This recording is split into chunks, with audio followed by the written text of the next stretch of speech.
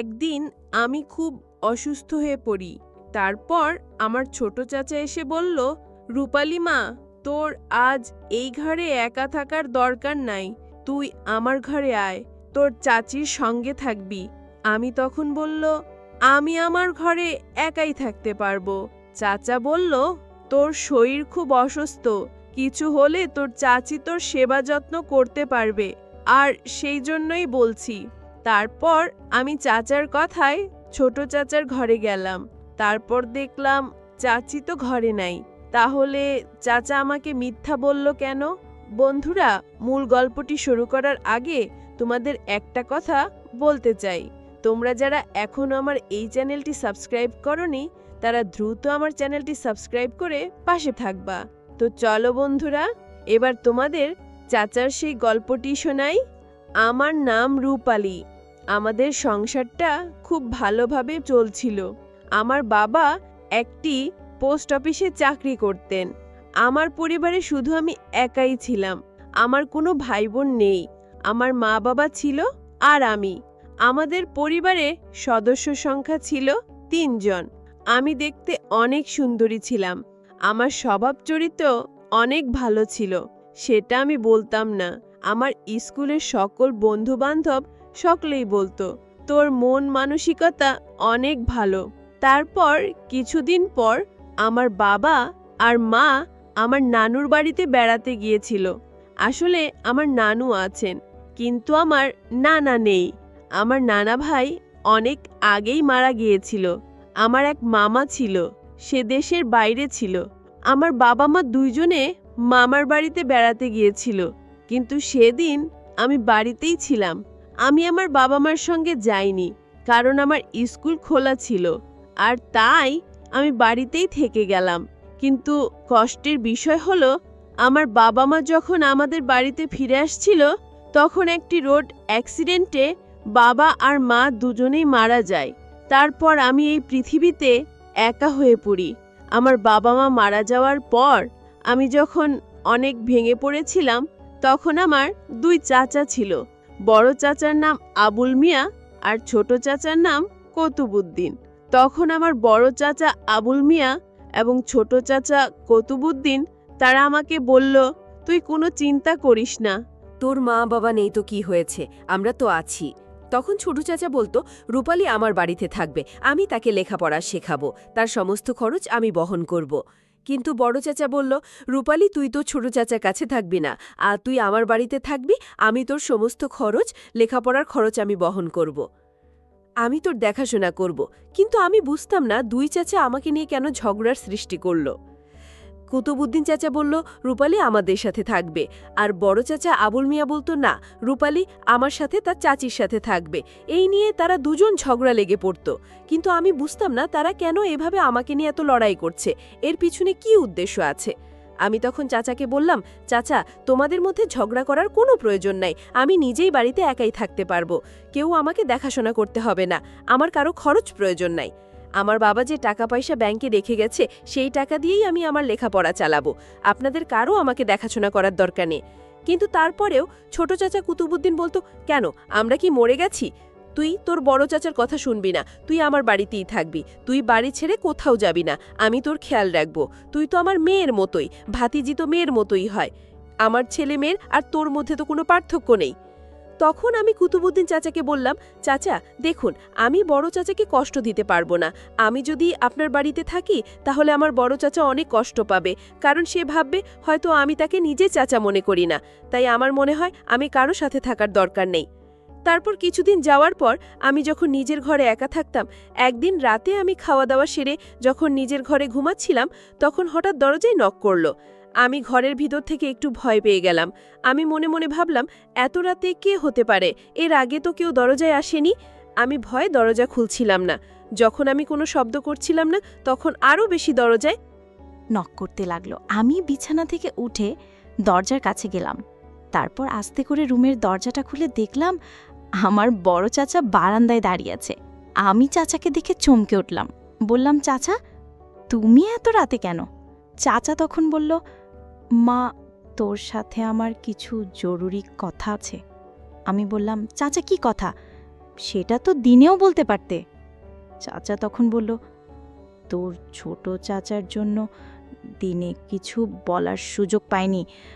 যেই কথাটি বলতে চাই সেটা যদি তোর ছোট চাচা জানে তাহলে তোর বিপদ হবে, তাই তো আমি তোকে এখন বলতে এলাম। আমি তখন চাচাকে বললাম, চাচা বলুন কি কথা। আমি আসলে চাচা কি বলতে চাই তা বুঝতে পারছি না। তখন চাচা আমার ঘরে এসে একটা চেয়ারে বসলো, বলল, তোর ছোট চাচার কথা কখনোই তুই রাখবি না। সে যদি তোকে বলেও তোর লেখাপড়ার সমস্ত খরচ দেবে, তুই সেটা কখনোই নিবি না, কারণ তার পিছনে অবশ্যই কোনো রহস্য লুকিয়ে আছে। তুই তো জানিস তোর ছোট চাচা একজন কৃপণ মানুষ। সে নিজে একটা টাকা খরচ করতে অনেক দ্বিধাবোধ করে। আমি তখন আমার বড় চাচাকে বললাম, চাচা, আপনার কথা আমি বুঝেছি। আপনি এটাই বলতে চেয়েছেন যে ছোট চাচা আমাকে লেখাপড়া করানোর পেছনে কোনো উদ্দেশ্য আছে। তাহলে আমি আপনাকে একটি প্রশ্ন করি। বড় চাচা বলল, ঠিক আছে, বলো মা। আমি বড় চাচাকে বললাম, ছোট চাচার আমার সমস্ত খরচ বহন করার পেছনে উদ্দেশ্য আছে, তাহলে আপনি আমাকে কেন সাহায্য করতে চাইছেন? আপনি আমার লেখাপড়া খরচ কেন বহন করতে চাইছেন? তাহলে চাচা আপনার রহস্য কি? তখন চাচা আমার দিকে তাকিয়ে নীরব হয়ে রইলেন। কিছুক্ষণ পর উত্তর দিলেন, তুই আমার বড় ভাইয়ের মেয়ে। তুই তো আমার মেয়ের মতোই। আমি তোর খেয়াল না রাখলে কে রাখবে? আমার মেয়েকে যদি আমি লেখাপড়ার সমস্ত খরচ, দেখাশোনা, খাওয়া দাওয়া সব কিছুই বহন করতে পারি, তাহলে তুই তো একলা মানুষ, তোর দায়িত্ব কেন আমি নিতে পারবো না? আমি যদি তোর খেয়াল না করি তাহলে বড় ভাইয়ের মৃত আত্মা কষ্ট পাবে, আমাকে অভিশাপ দেবে। তাছাড়া তোর বাবা আমাকে বলেছিলেন, আমি যদি পৃথিবীতে না থাকি তাহলে আমার মেয়েকে তুই দেখাশোনা করিস। আমি তখন চাচাকে বললাম, চাচা আপনি চলে যান, কালকে কথা হবে। চাচা চলে গেলেন।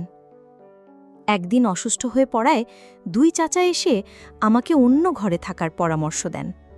আমি তখন ছোট চাচার ঘরে গিয়ে উঠি। সেই রাতেই কিছু অস্বাভাবিক বিষয় আমার নজরে আসে, যেখান থেকে আমি তার সুন্দর ও ভদ্র আচরণ নিয়ে সন্দেহ করতে শুরু করি। ছোট চাচার ঘরে গিয়ে দেখলাম তিনি আমার জন্য অনেক খাবার আর ফলমূল এনে রেখেছেন। তিনি আমাকে বললেন, রূপালী, তোর বাবা মা নেই বলে মন খারাপ করিস না, আমি তোর বাবার মতোই, তোর সব খেয়াল রাখার দায়িত্ব এখন আমার। আমি অসুস্থ ছিলাম বলে তিনি আমাকে যত্ন করে খাবার খাওয়ালেন এবং ওষুধও দিলেন। তার যত্ন দেখে আমার মনে হলো তিনি সত্যিই আমার ভালো চান। কিন্তু রাতে যখন আমি ঘুমাতে যাচ্ছিলাম তখন ছোট চাচা এসে বললেন, তুই অসুস্থ, তাই কোনো অসুবিধা হলে যেন সাহায্য করতে পারি সেজন্য আমি পাশের ঘরেই থাকব, তোর সমস্যা হলে আমাকে ডাকিস। সেই রাতে আমার আর ঘুম হলো না, কারণ আমি চিন্তায় ছিলাম কেন আমার চাচা আমার প্রতি এতটা খেয়াল রাখছেন। পরদিন সকালে ঘুম থেকে উঠে আমি দ্রুত আমার নিজের ঘরে ফিরে এলাম। আমি বুঝতে পারছিলাম না কেন চাচা এত বেশি আমার খেয়াল রাখছেন। আমার বাবা মা জীবিত থাকাকালীন তিনি কখনো এত খেয়াল নিতেন না। কয়েকদিন পর ছোট চাচা কুতুবুদ্দিন আমাকে নিয়ে তার বাড়িতে চলে যেতে চাইলেন। তিনি বললেন, রূপালী, একা একা তোর নিজের বাড়িতে থাকা ঠিক না, আমাদের সঙ্গে চল, আমরা তোকে দেখাশোনা করব। আমি যেতে রাজি হলাম না, কারণ আমি নিজের বাড়িতেই স্বাচ্ছন্দ্য বোধ করছিলাম। কিন্তু তিনি বললেন, চল মা। বড় চাচা আবুল মিয়াও তখন এসে বললেন, রূপালী, ছোট চাচার কথা শোন, একা থাকাটা নিরাপদ নয়। আমি দুজনকেই অনুরোধ করলাম, তোমরা আমাকে কেন বুঝতে চাইছ না? আমি একা থাকতে চাই। কিন্তু তারা কেউই আমার কথা শুনলেন না। শেষ পর্যন্ত আমি ছোট চাচার বাড়িতে যেতে বাধ্য হলাম। ছোট চাচার বাড়িতে গিয়ে আমার জীবন আরও কঠিন হয়ে পড়ল।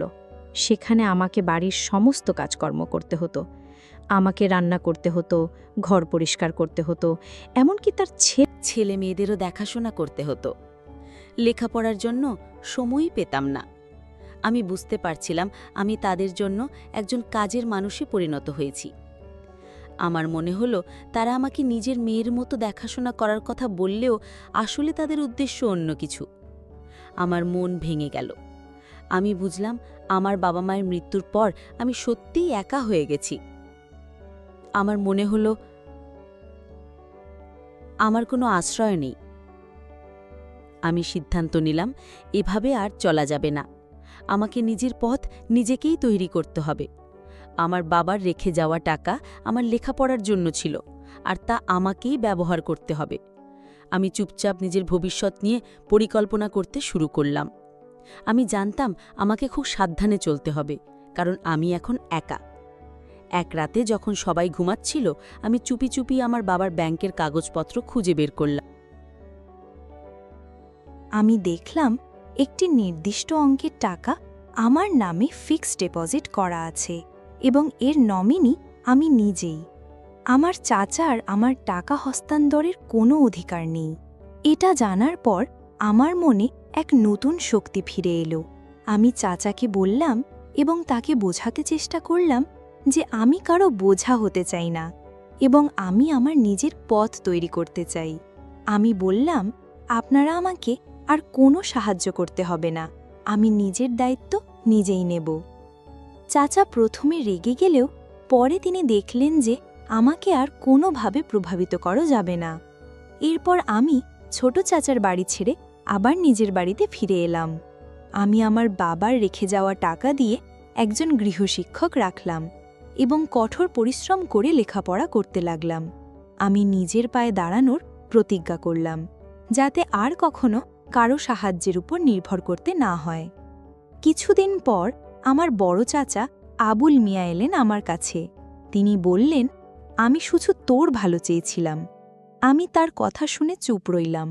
তিনি বললেন, যদি তোর কোনো সাহায্যের প্রয়োজন হয় তাহলে আমাকে জানাতে দ্বিধা করিস না। আমি তাকে ধন্যবাদ জানালাম এবং বললাম যে আমি এখন নিজের পথেই চলতে চাই। এই ঘটনার পর থেকে আমি আরও সতর্ক হলাম। মানুষের প্রতি বিশ্বাস স্থাপন করার আগে আমি বারবার চিন্তা করতাম।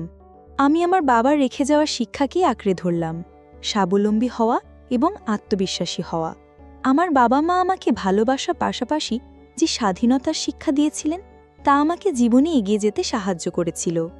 আমি এখন জানি, নিজের ওপর বিশ্বাস রাখলে এবং সঠিক সিদ্ধান্ত নিতে পারলে আমি যে কোনো প্রতিকূলতা পেরিয়ে যেতে পারব। আমার জীবনে চাচার অপ্রত্যাশিত উদ্দেশ্য জানার পর আমি নতুন করে জীবন সাজানোর সিদ্ধান্ত নিলাম। নিজের বাড়িতে ফিরে এসে আমি নিজেকে আরও বেশি পড়ালেখায় মনোনিবেশ করলাম। বাবার রেখে যাওয়া স্মৃতির সাথে আমার দিন কাটছিল। আমি সকাল সন্ধ্যে পড়ালেখা আর ঘরের কাজ নিয়ে ব্যস্ত থাকতাম। আমার স্কুল বন্ধুবান্ধবীরা আমার পাশে ছিল, বিশেষ করে আমার বান্ধবী অনন্যা। সে সবসময় আমার সাথে থাকত। অনন্যা আমার সব দুঃখ কষ্টের কথা শুনত আর আমাকে সান্ত্বনা দিত।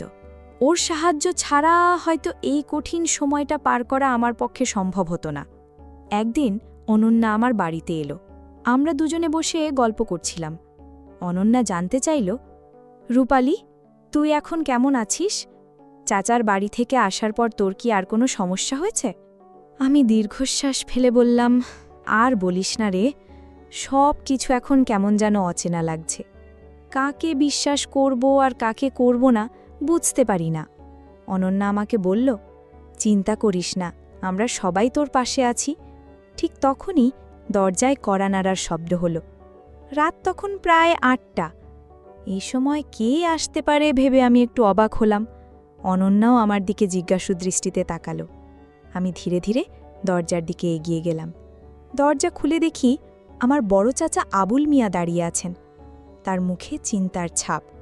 আমি কিছুটা অবাক হয়ে বললাম, চাচা, এত রাতে? তিনি বললেন, মা রূপালি, তোর সাথে কিছু জরুরি কথা ছিল। অনেকদিন তোর সাথে ঠিকমতো কথা বলতে পারিনি। আমি তোর জন্য কিছু ফল আর মিষ্টি নিয়ে এসেছি। আমি তাকে ঘরের ভেতরে আসতে বললাম। তিনি ভেতরে এসে বসলেন। অনন্যা তখন একটু দূরে সরে গেল, যাতে আমরা নিজেদের মধ্যে কথা বলতে পারি। বড় চাচা বলতে লাগলেন, রূপালি, তুই একা বাড়িতে থাকিস, আমার খুব চিন্তা হয়। তোর বাবা মা নেই, এখন আমিই তো তোর অভিভাবক। আমি তার কথা শুনে কিছুটা বিভ্রান্ত হলাম। তিনি তো এতদিন ছোট চাচার সাথে আমাকে নিয়ে প্রায় ঝগড়াই করেছিলেন। আজ হঠাৎ এত যত্ন কেন? আমি বললাম, চাচা, আমি ঠিক আছি, নিজের দেখাশোনা আমি নিজেই করতে পারি। তিনি আমার দিকে তাকিয়ে বললেন, না মা, তুই হয়তো বুঝছিস না, এই সমাজে একা একটা মেয়ের থাকা কতটা কঠিন। তোর বয়সে তোর বাবা মা তোকে একা রাখত না। তার কথা শুনে আমি তাকে পাল্টা প্রশ্ন করলাম, চাচা, আপনি কি বলতে চাইছেন যে আমি আপনার সাথে আপনার বাড়িতে গিয়ে থাকব? চাচা একটু ইতস্তত করে বললেন, আমি তোর ভালোর জন্যই বলছি। তুই আমার বাড়িতে তোর চাচির সাথে থাকলে আমি নিশ্চিন্ত থাকতে পারবো। তোর বাবা আমাকে বলে গেছেন তোর খেয়াল রাখতে। আমি বুঝতে পারছিলাম না তার আসল রহস্য কি। একবার ছোট চাচা, এবার বড় চাচা, সবাই যেন আমাকে নিজেদের বাড়িতে রাখতে চায়। এর পেছনে নিশ্চয়ই কোনো বড় কারণ আছে যা আমি এখনও ধরতে পারছি না।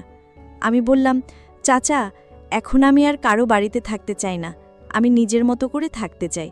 চাচা আমার দিকে কিছুক্ষণ তাকিয়ে রইলেন, তারপর বললেন, ঠিক আছে মা, আমি তোকে জোর করব না। কিন্তু তুই একা থাকবি ভেবে আমার খুব চিন্তা হয়। যদি তোর কখনো কোনো সাহায্যের প্রয়োজন হয় তাহলে আমাকে জানাতে দ্বিধা করিস না। তিনি চলে যাওয়ার পর অনন্যা আমার দিকে তাকিয়ে বলল, তোর চাচারা আজ কেমন যেন চিন্তিত মনে হচ্ছিল, তাই না? আমি মাথা নাড়লাম।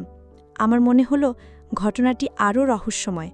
কী কারণে তিনি এত বেশি আমার খোঁজ নিচ্ছেন তা আমি এখনও বুঝতে পারিনি। এই সব ঘটনার পেছনে লুকানো চাচার উদ্দেশ্য এখনও আমার কাছে স্পষ্ট নয়, এবং আমি জানি এর পেছনের রহস্য একদিন না একদিন প্রকাশিত হবেই। আমি বুঝতে পারছিলাম না কেন আমার চাচারা হঠাৎ করে আমার প্রতি এত বেশি খেয়াল করছেন। ছোট চাচার আসল উদ্দেশ্যটা জেনে আমি নিজেকে মানসিকভাবে প্রস্তুত করে নিয়েছিলাম যে আমি কারো করুণার পাত্রী হব না। কিন্তু বড় চাচার এই নতুন আগমন আমাকে আবার দ্বিধায় ফেলে দিল। আমি নিজেকে আরও বেশি পড়ালেখায় ডুবিয়ে দিলাম যাতে এসব চিন্তা থেকে দূরে থাকতে পারি। আমার বান্ধবী অনন্যা এই সময়ে আমার সবচেয়ে বড় সহায় ছিল। সে প্রায়ই আমার বাড়িতে আসতো, আমরা একসাথে পড়ালেখা করতাম এবং গল্প করতাম।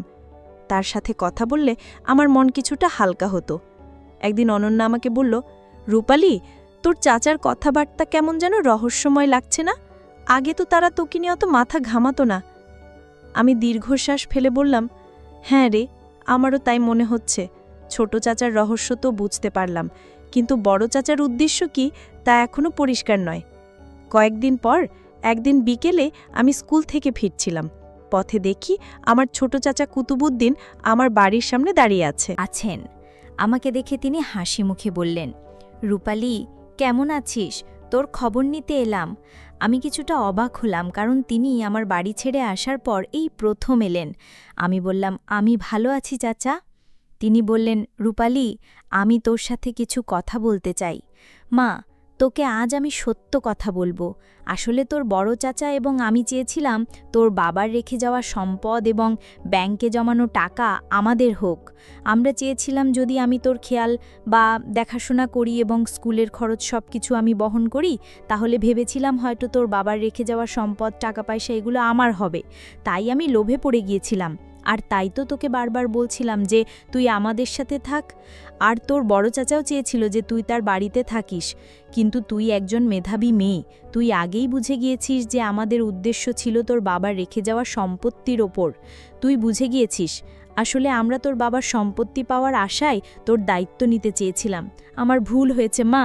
তোর বাবার সম্পত্তি, টাকা পয়সা আমার কোনো প্রয়োজন নাই। তুই আমাকে ক্ষমা করে দিস। তারপর পেছনে দেখলাম বড় চাচা এসে হাজির হলেন। বড় চাচা বললেন, তোর ছোট চাচা যা বলেছে সব ঠিক, তুই আমাদের ক্ষমা করে দে। আসলে আমরা চেয়েছিলাম যে তোর বাবার সম্পত্তি এবং ব্যাংকে রেখে যাওয়া টাকাগুলো আমাদের হোক। যদি আমরা তোর লেখাপড়া এবং সমস্ত খরচ বহন করি তাহলে একদিন আমরা এই সম্পত্তির মালিক হব, কিন্তু এটা আমাদের ভুল ধারণা। তাদের দিকে তাকিয়ে আমি হাসলাম। আমি জানতাম তাদের উদ্দেশ্য যাই থাকুক না কেন, আমি তাদের কোনো ফাঁদে পড়িনি। আমার বাবা মায়ের শিক্ষা আর আমার নিজের দৃঢ়তা আমাকে সঠিক পথ দেখিয়েছিল। আজকের গল্পটি একটি পারিবারিক গল্প ছিল। সেই গল্পটি থেকে অনেক কিছুই শেখা যায়। গল্পটি থেকে কি বুঝলেন তা অবশ্যই কমেন্ট করে জানাতে ভুলবেন না।